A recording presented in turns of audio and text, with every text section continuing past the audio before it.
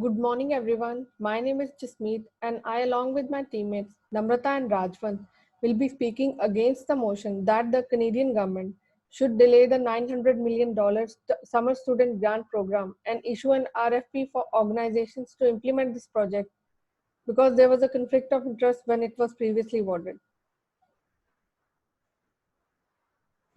I would start by giving a brief description about the summer student grant program.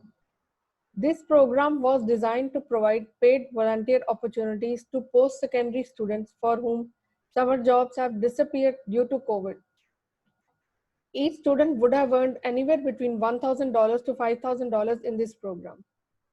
Now coming to why was this necessary? As we all know, the last few months have been very difficult for everyone, be it governments, banks, general public or businesses. But the group worst affected because of COVID-19 has been students. Every other section of society has managed to stay afloat. Some had savings, others depended on government programs like CERB, CEWS, etc. to stay afloat. But for students, the program which would have helped them has been embroiled in unnecessary controversies, thanks to politics. We as students fully understand the importance of these jobs in our careers. For some, these jobs provided next term's tuition fee. For others, it was a way to gain valuable job experience before jumping into their professional careers. If the government had followed the set procedure of calling RFPs and bids, that would have only resulted in wasting a lot of time and missed opportunities for students like us. There is a reason there is a word summer in summer jobs. These jobs cannot be done in winters.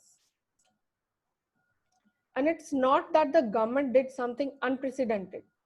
If we look at Castle, he also mentions that non-competitive or sole source contracting is sometimes necessary in emergency situations in which there might not be time to advertise and undertake a bid or RFP process. And this is indeed an emergency situation. Even PAMBOK allows for sole sourcing under exceptional circumstances. This delay in implementing the program has left students in the lurch. Whether or not favoritism played a role or if something unethical happened can be debated at a later stage, and if convicted, the laws in Canada are there to punish the culprits. But robbing youth of opportunities, especially during such times, to score some political brownie points, is totally uncalled for.